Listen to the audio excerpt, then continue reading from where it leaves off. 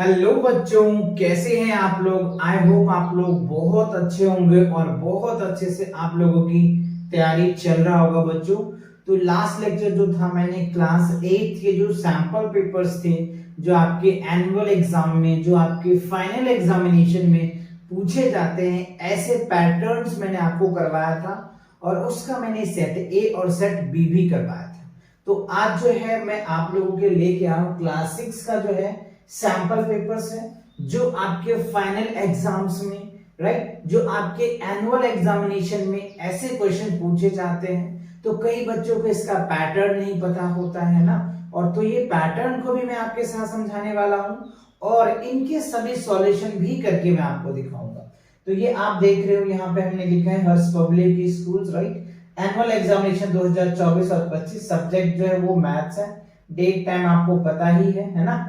अच्छा, अब देखो इसमें सबसे पहले हमने क्या लिया, मल्टीपल चॉइस क्वेश्चंस है, choose the correct options, right. MCQs question आपको देखने को मिलता है, उसके बाद आपको फिलॉप्स क्वेश्चन देखने को मिलेगा, है ना।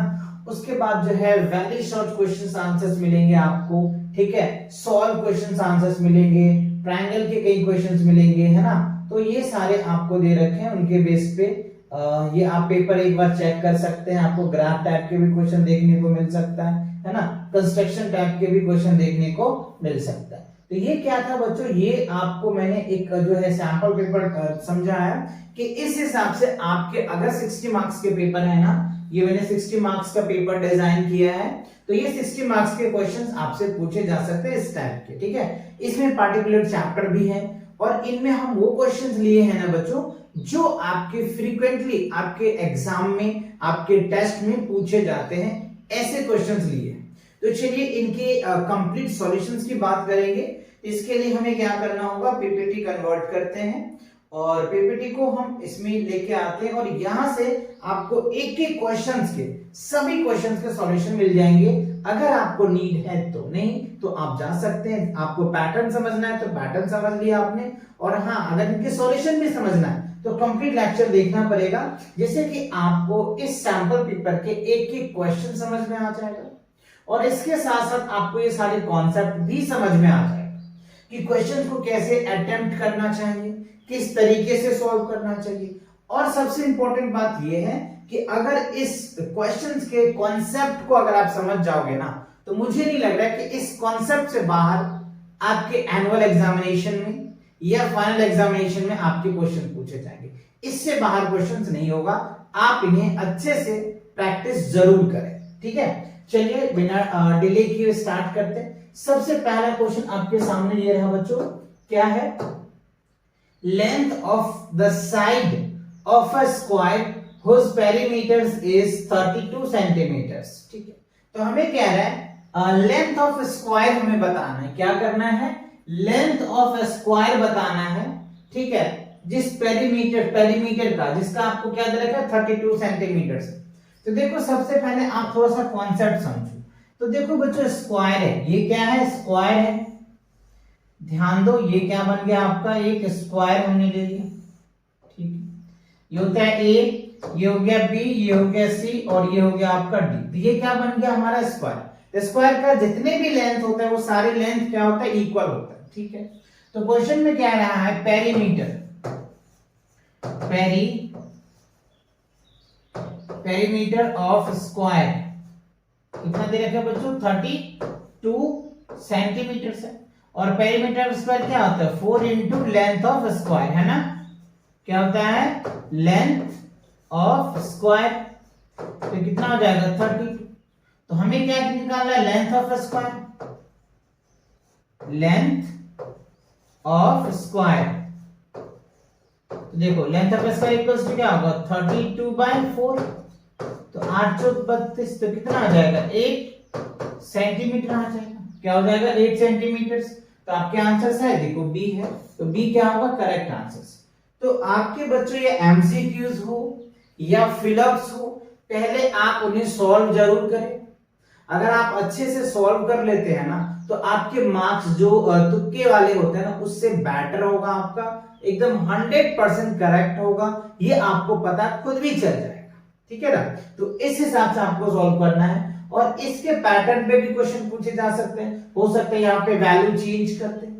तो कॉन्सेप्ट तो आनी चाहिए ना, अगर आप कॉन्सेप्ट अच्छे से कर जाते हैं ना तो कैसे भी क्वेश्चंस आएंगे ना, आप उन क्वेश्चंस को बहुत आसानी से और बहुत अच्छे से सॉल्व कर पाएंगे। ठीक है, चलो ये क्लियर हुआ। अगला क्वेश्चन चलिए देखते हैं। सेकंड क्वेश्चन देखो, कह रहा है 1 centimetre square is equal to dash millimetres. ठीक है, आपके पास 1/10, 10, 100 और 1/100 दिया हुआ। तो सबसे पहले इनका जो की कॉन्सेप्ट है ये याद करना है आपको कि 1 सेंटीमीटर्स में क्या होता है, 10 मिलीमीटर्स होता है। 1 सेंटीमीटर में क्या होगा, 10 मिलीमीटर होता है।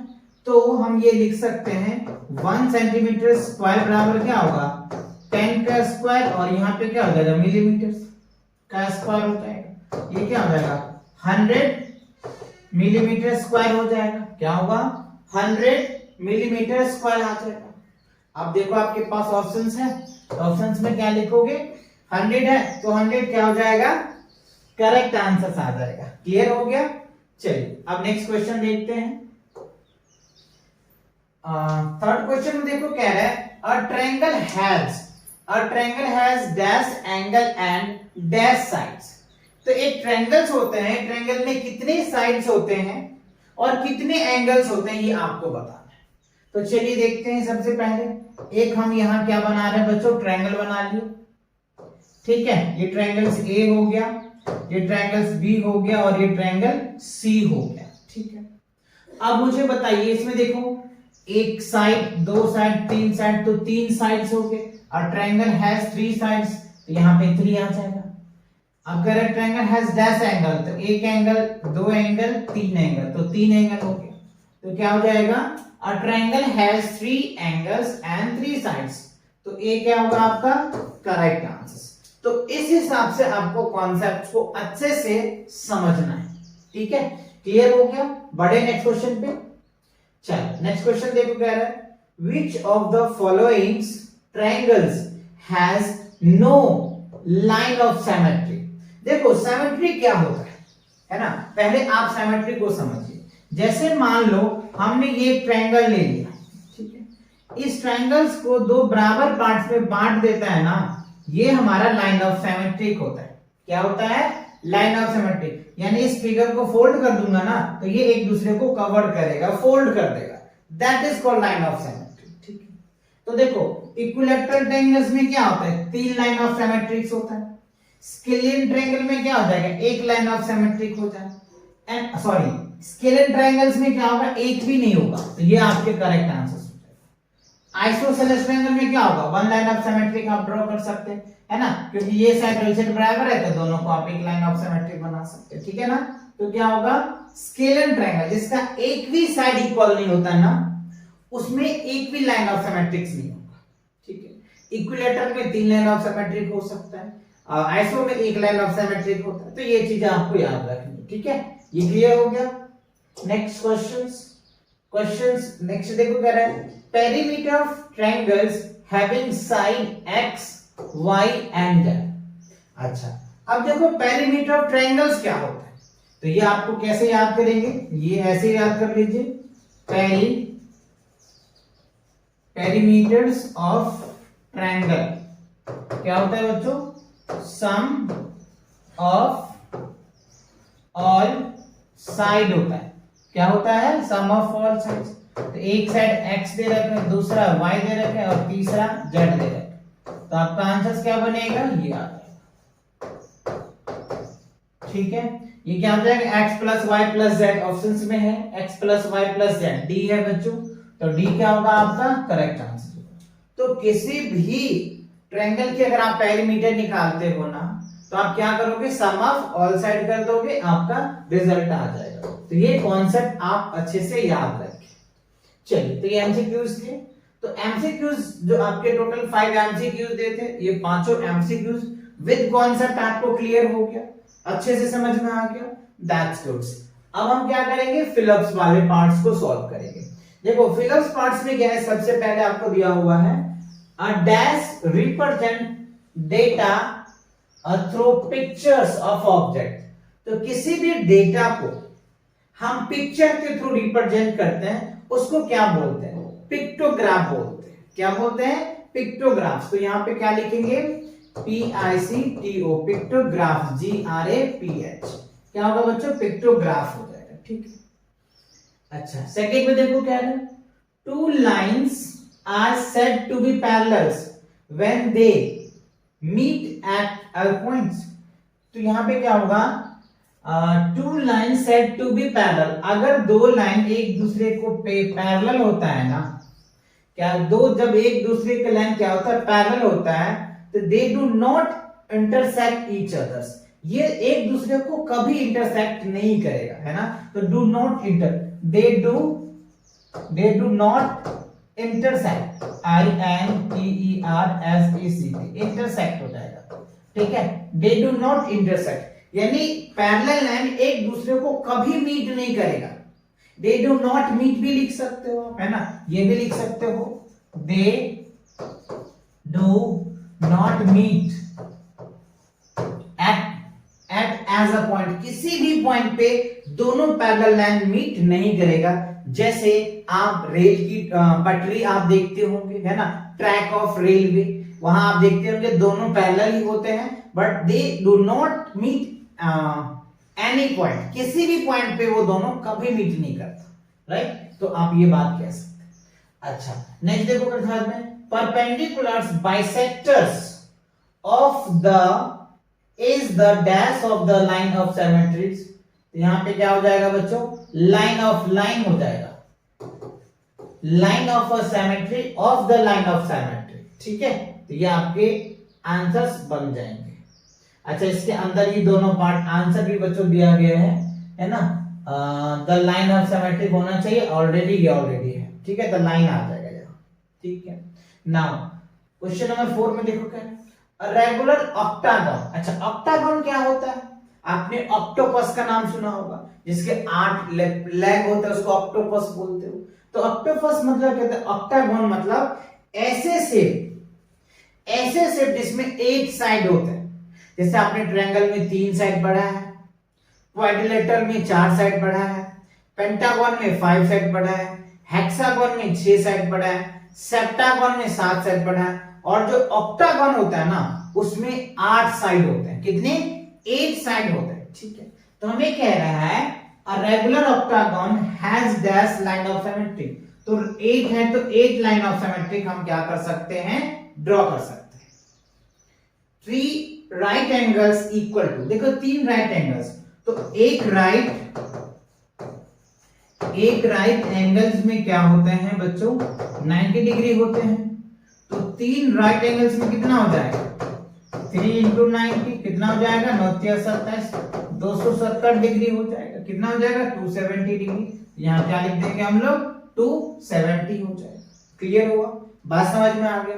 तो इस हिसाब से आप एमसीक्यूज क्वेश्चंस को फील लेकर के सॉल्व कर सकते हो। क्लियर? बढ़े आगे। चल अगला क्वेश्चन देखते हैं क्या है। अच्छा, अब VSA क्वेश्चंस आ गए, वेरी शॉर्ट क्वेश्चंस आ गए।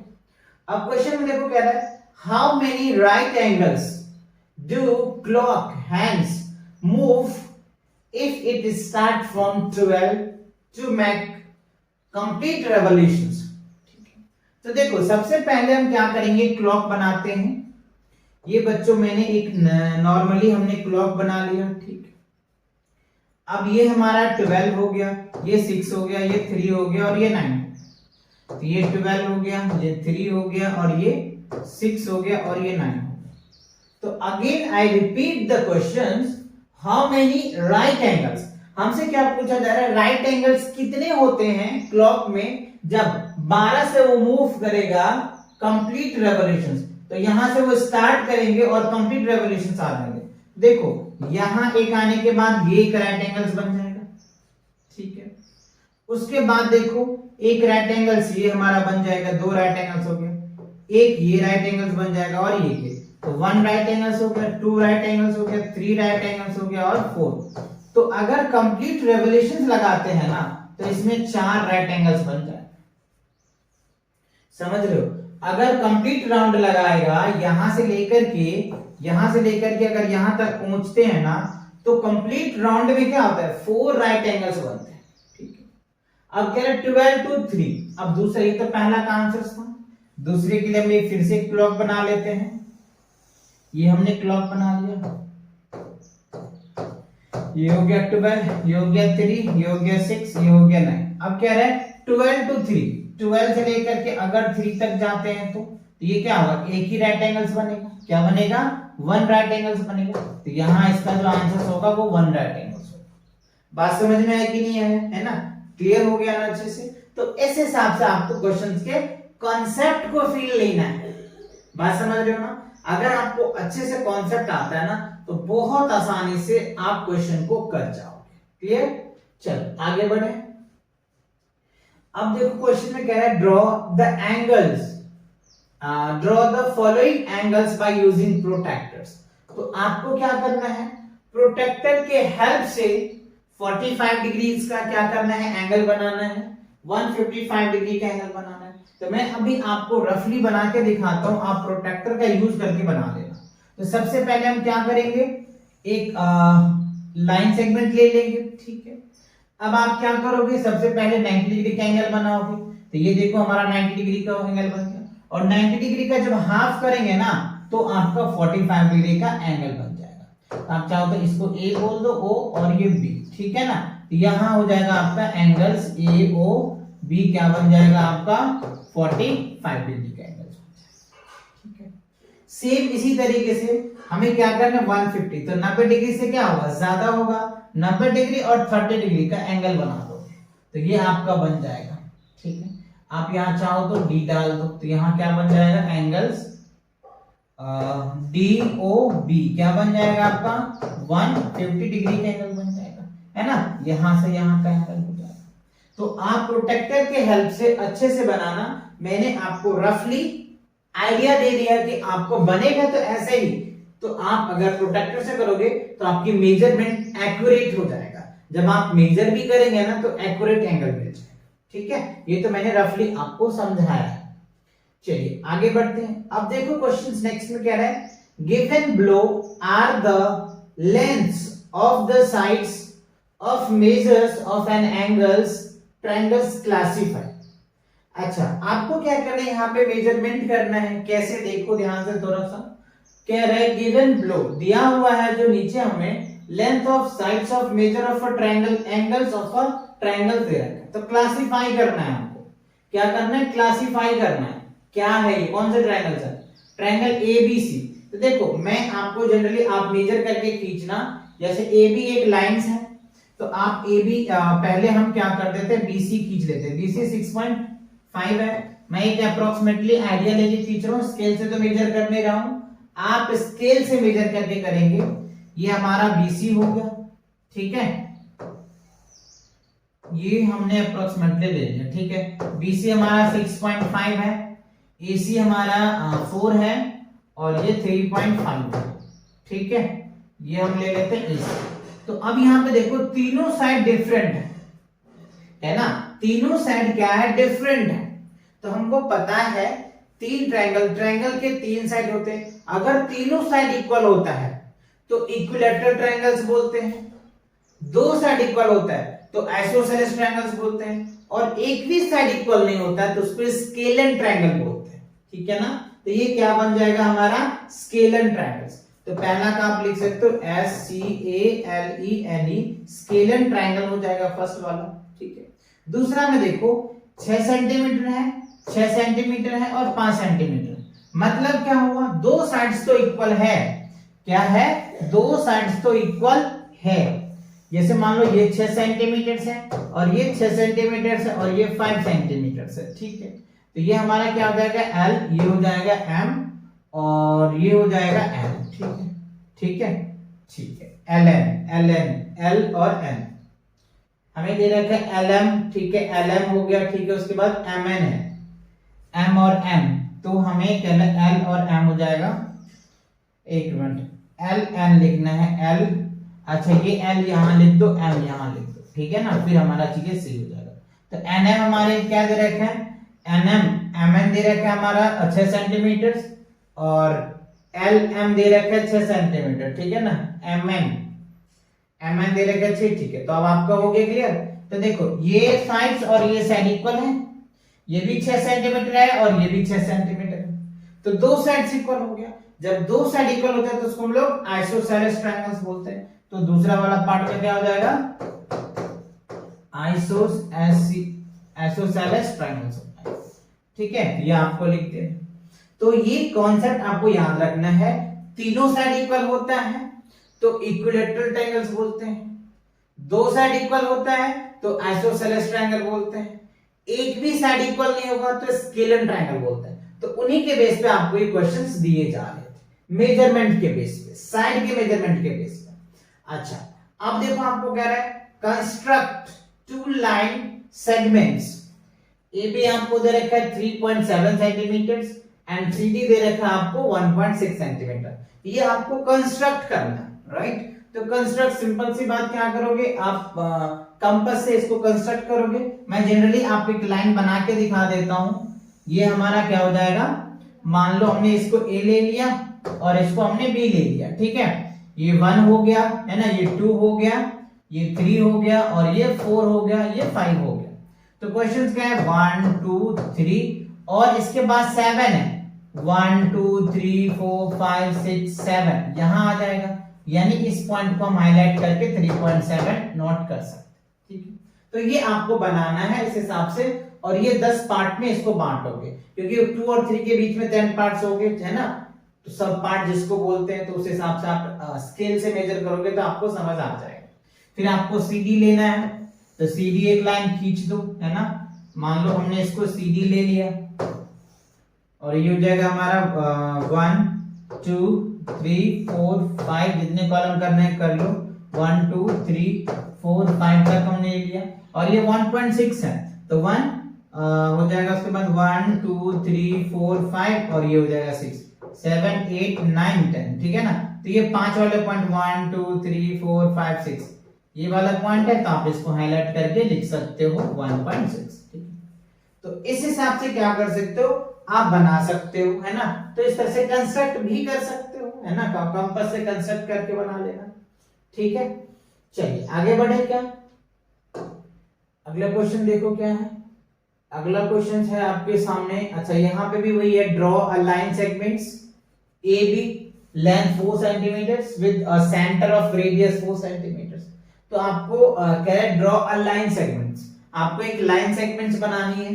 तो आपको सबसे पहले 4 सेंटीमीटर स्केल से मेजर करके ये आपको लाइन ले लेनी है, और इसके बाद सेंटर मान करके इसको 4 सेंटीमीटर का सर्कल खींच दो, ठीक है। आप अच्छे से बनाना, थोड़ा सा मुझे वो लग गया, ऐसे बना लो, ये सर्कल ले लो और यहाँ सेंटर से 4 सेंटीमीटर ले लो, ठीक है। ये आपका फाइनली है, ठीक है। इस हिसाब से आपको बना लेना। ये 4 सेंटीमीटर का लाइन सेगमेंट बन गया, और इसको आप घुमा दो कंपास से, आपके क्या हो जाएंगे, 4 सेंटीमीटर का आपका सर्कल बन जाएगा, ठीक है। और ये हमारा क्या बन जाएगा, रेडियस बन जाएगा, और ये हमारा सर्कमफ्रेंस बन जाएगा, ठीक है। आगे बढ़ते हैं। अब देखो क्वेश्चंस नेक्स्ट में क्या है, the side of a square, the side of a square filled is 28 meters. Find the total length barbed wires required to facing the fields. तो हमें क्या है, वायर कितना लगेगा, है ना। तो आपको सिंपल सी बात है, सबसे पहले थोड़ा सा कॉन्सेप्ट समझिए। ये हमारा स्क्वायर है, ठीक है। ये क्या है, स्क्वायर। तो इसका लेंथ हमें 28 मीटर दिया हुआ है। तो हमें पता है स्क्वायर का सभी साइड इक्वल होता है। तो अगर ये 28 है तो ये भी 28 मीटर हो जाएगा, और ये भी 28 मीटर हो जाएगा, इवन ये भी 28 मीटर हो जाएगा, ठीक है। तो अब यहां से मान लो, यहां से हमें वायर लगानी है ए से बी, बी से सी और सी से डी, है ना। तो कितने वायर लग जाएंगे, तो आप इन सभी को क्या कर देंगे, ऐड कर देंगे। ये तो एक कॉमन तरीका हुआ। या अगर आपको शॉर्ट फॉर्म में लिखना है फॉर्मूला लगा करके, तो आप ऐसे लिख सकते हो, पेरीमीटर ऑफ स्क्वायर क्या होता है, 4 इंटू साइड होता है। तो क्या लिखोगे, 4 इंटू 28, तो 8 चौक 32 हो जाएगा, ठीक है। 8 दूनी 16, 8 3 24, 8 चौक 32, 3 और 4 दूनी 8, तो 8 3 11, 112 मीटर हो जाएगा। यानी हम ये कह सकते हैं, कह रहे ना, find the total length of the barbed wire is required to facing the field, यानी इस फील्ड को चारों तरफ से घेरने के लिए कितने वायर की जरूरत है। ये कितना हो जाएगा 128 मीटर हो जाएगा, सॉरी 112 मीटर हो जाएगा, 112 मीटर है ना।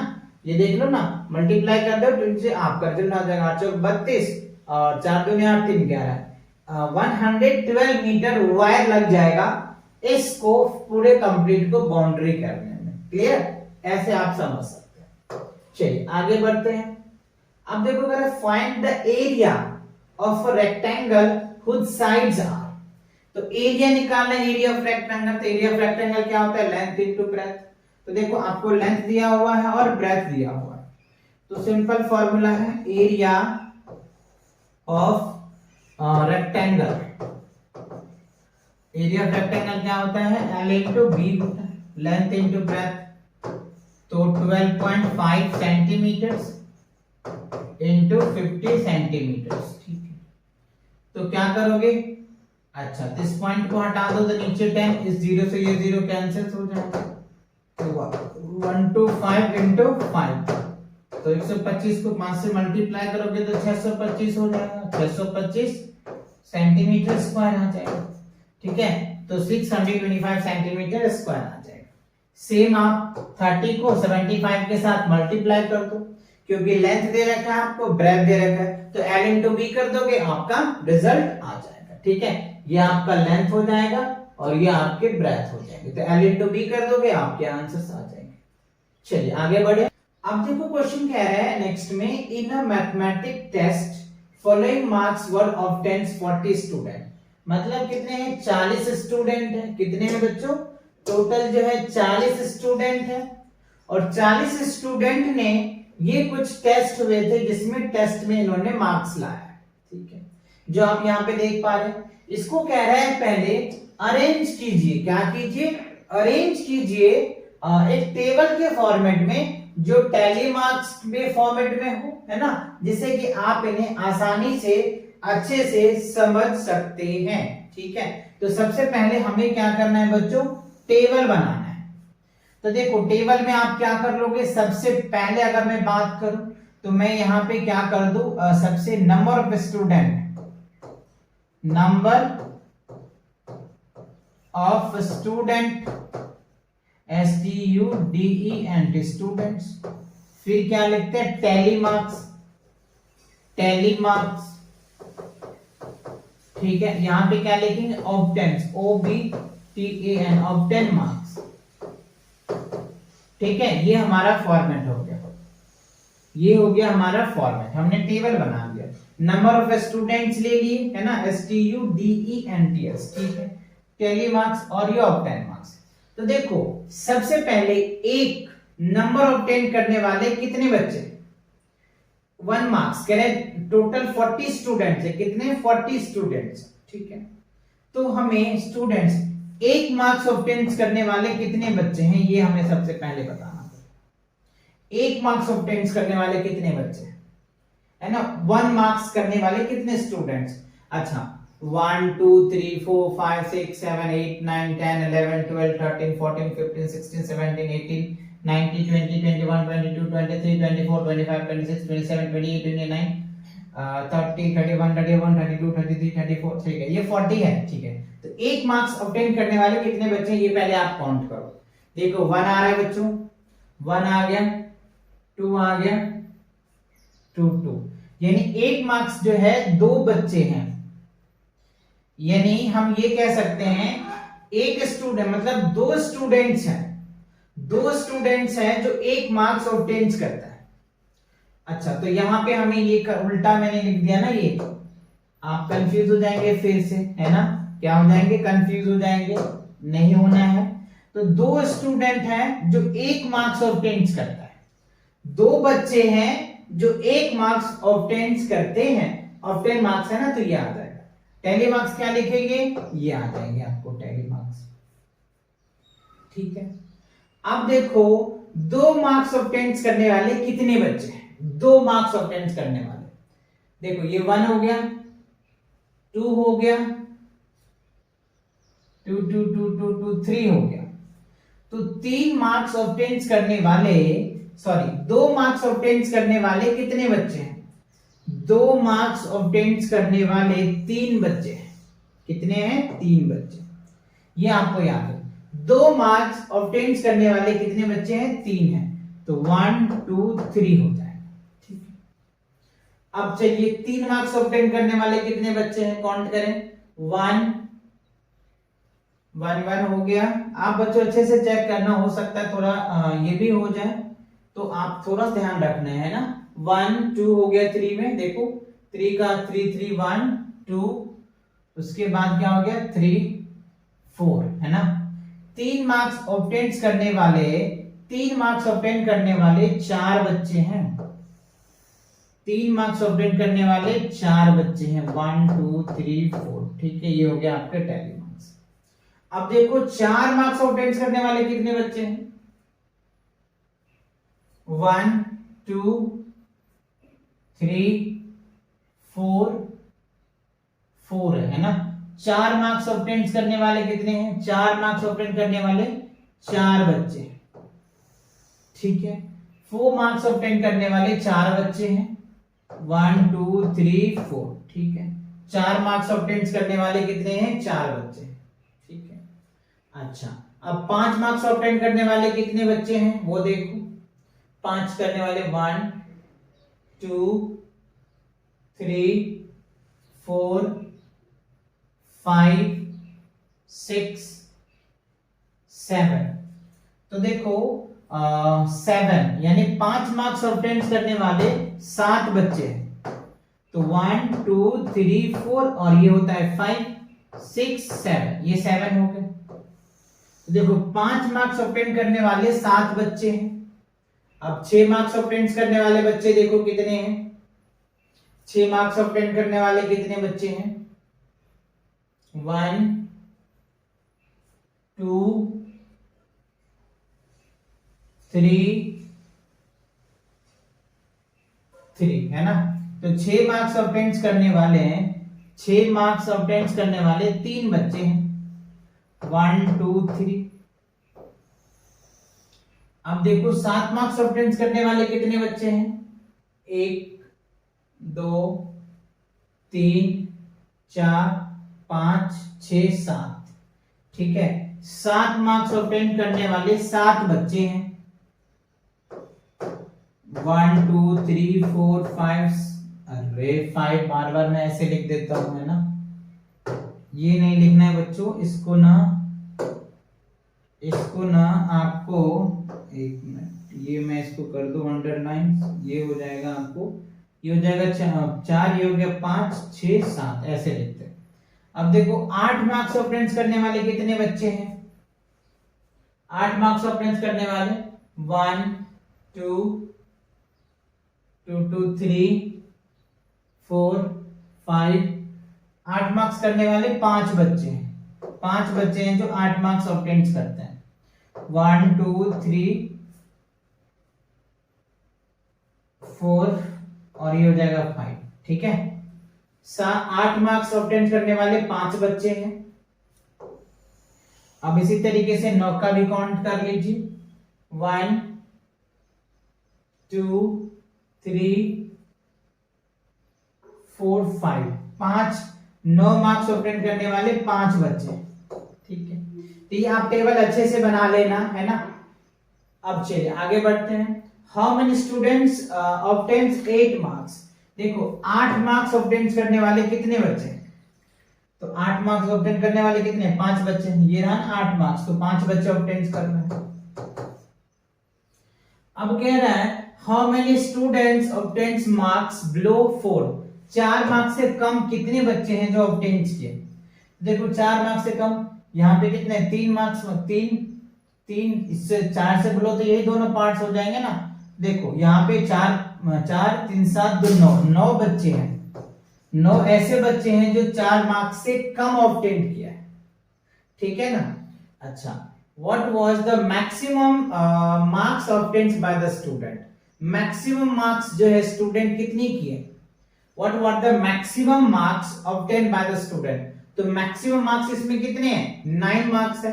9 मार्क्स सबसे मैक्सिमम हो जाएंगे तो आपका 9 हो जाएगा। ठीक है, ये आपके 9 मैक्सिमम मार्क्स है ना। 40 बच्चे हैं जिसको टेस्ट लिए गए, तो कोई 40 बच्चे में से जो मैक्सिमम मार्क्स है सबसे ज्यादा तो 9 ही है, इससे 9 से तो ज्यादा है नहीं, तो 9 आपका क्या हो जाएगा, करेक्ट आंसर। क्लियर, चलिए आगे बढ़े। अब देखो नेक्स्ट क्वेश्चन में कह रहे हैं find the length of a rectangle whose area is that and breadth is that. ठीक है, तो आपको कह रहे हैं find the length of rectangles निकालना है। क्या करना है, लेंथ ऑफ रेक्टेंगल निकालना है। तो पहला के लिए अगर मैं बताऊं तो देखो area of rectangles, area of rectangle क्या होता है, एल इंटू बी होता है, लेंथ इंटू ब्रेथ होता है। तो हमें लेंथ निकालना है, तो लेंथ इक्वल्स टू क्या हो जाएगा, एरिया अपॉन में ब्रेथ हो जाएगा। ठीक है, तो हमें दे रखा है एरिया 285 और ब्रेथ कितना दे रखा है, 15 दे रखा है। तो अब आप इससे क्या कर दीजिए, डिवाइड कर दीजिए, आपका रिजल्ट आ जाएगा। सेम इसमें भी करना है, एरिया आपको इतना दे रखा है, ब्रेथ इतना दे रखा है, इससे इसको डिवाइड कर दीजिए, आपका आंसर आ जाएगा।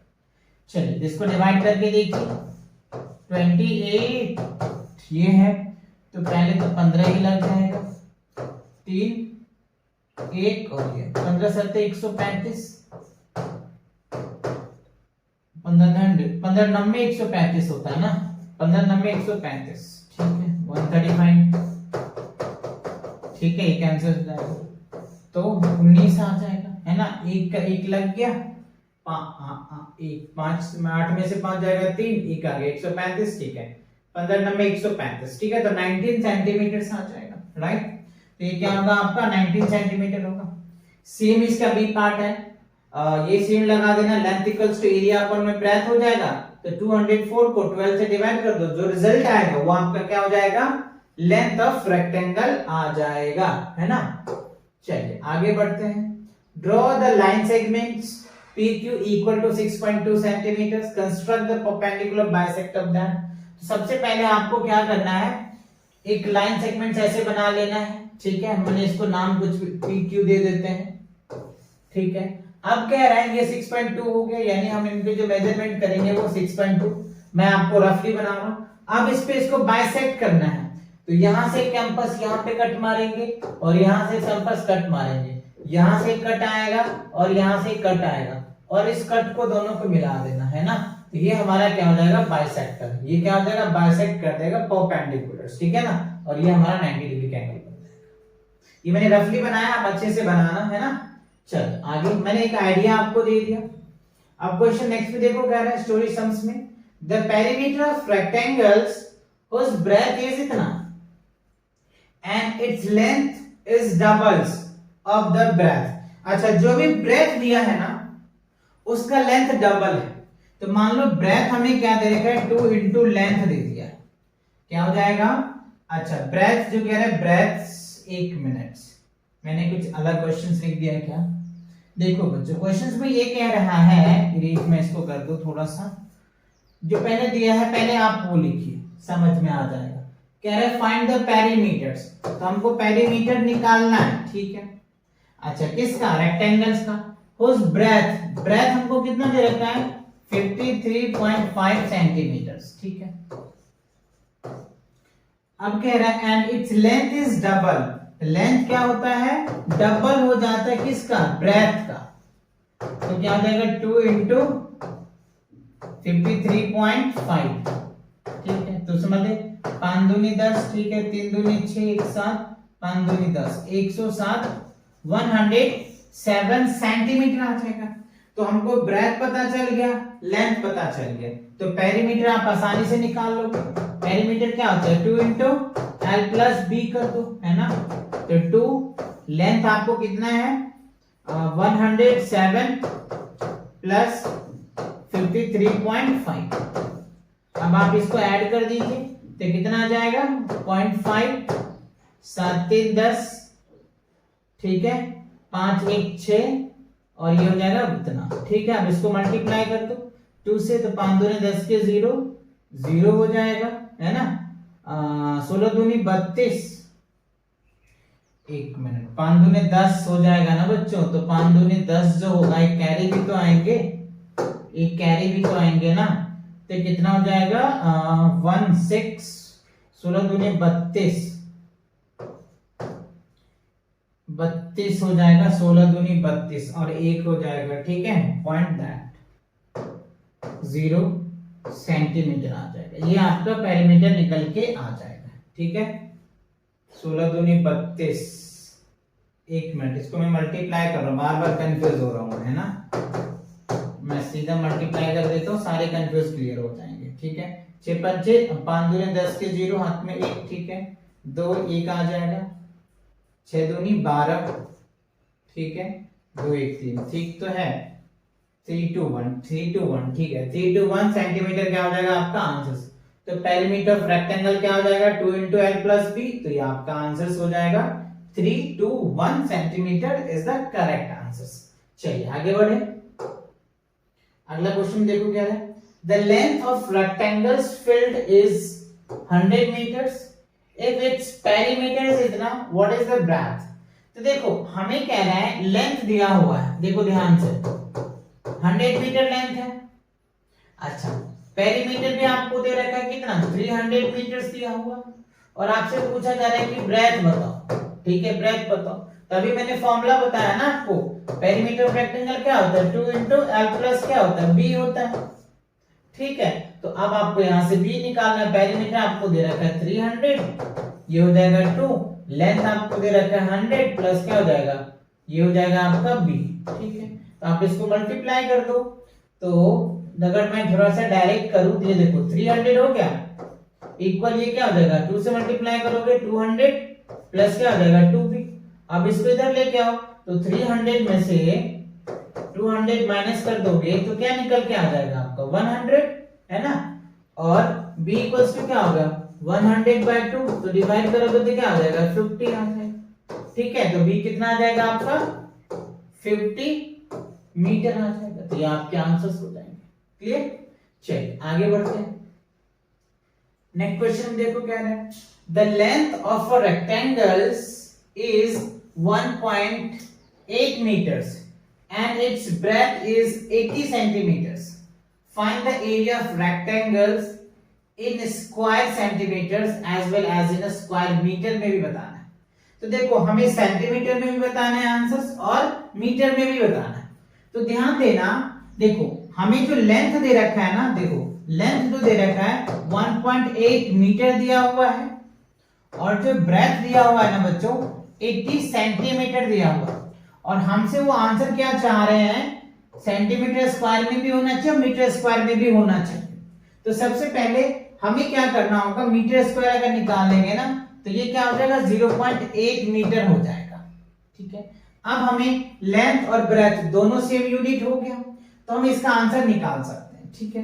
कैसे देखो, एरिया निकालोगे तो क्या होगा L इंटू बी होता है, तो 1.8 मीटर इंटू 0.8 मीटर्स।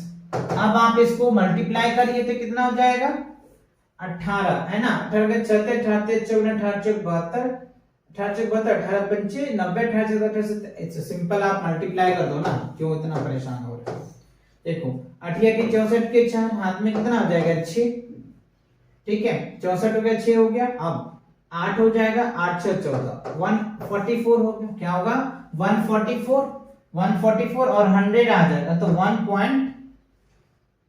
2 डिजिट के बाद तो 144 मीटर स्क्वायर हो जाएगा। ये आपके आंसर्स बन जाएंगे। ये तो पहला आंसर हो गया, ठीक है, 1.44 आ जाएगा, 0.8 से मल्टीप्लाई करेंगे तो ठीक है। अच्छा 8 6 14, ठीक है, 88 64, ठीक है। अब क्या कह रहे हैं कि हमको आंसर जो है ना सेंटीमीटर में भी चाहिए, क्या चाहिए सेंटीमीटर।